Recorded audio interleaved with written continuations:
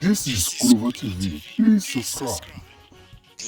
Ngiyabona. Yeah.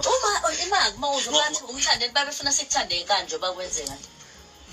Kwaba isprofeto nje. Yasibona. Ngase lilandela igama nanokuthi enye into enkulu abantu abangayazi. Yonke into iyaqala ukwenzeka. Izingane zami zizobiza isibongo SakwaMthandeni. Nami uqobo ngizobiza uMthandeni isibongo. Uthini manje? Ngizoveza isibongo SakwaMthandeni. Asinahlinza kafi umuntu nje kaMthandeni. Akunasithakazelo sakho. Sisokapha sibe nedlozi maze hayi wena. Mhla kwahamba mina ngizoMthandeni nje ubunkuzi nje.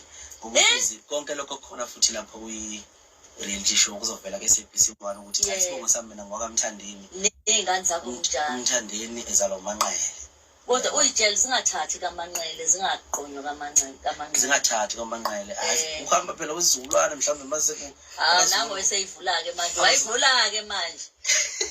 Cha angivuli. Kodwa ke impela nje uMthandeni ngoba ngiyinsizwe ekholelwayo ekutheni iqale izinto ezintsha yenze izinto engajwayelekile even nakhona lapha kumaskandi ngidume ngakho lokho kunezinto engizenza nje bese ngiyiyeka wobona ngoba into yami ithandeka uma ngakhumuzi ngishiya upende nje kuze kuphele 5 years mangithenga imoto kuze kuphele nama 10 years lokho yinhle nje uyabona ngoba yonke into engenza ngiyiqala ngiyithanda angisebenzi under pressure uyabona impela so ke nalapha ke ngiku under pressure bafowethu bakaManqele izihlobo zami kodwa bafowethu mina ngwakaMthandeni isibongo ngoba ilegasi kaMthandeni ngifuna ngapheli ngisho izukulwane ngiyaprofeta lento engisho lapha iyobona ngisho abazukulu babazukulu baba. Sibonge kakhulu ukukhuluma nawe ake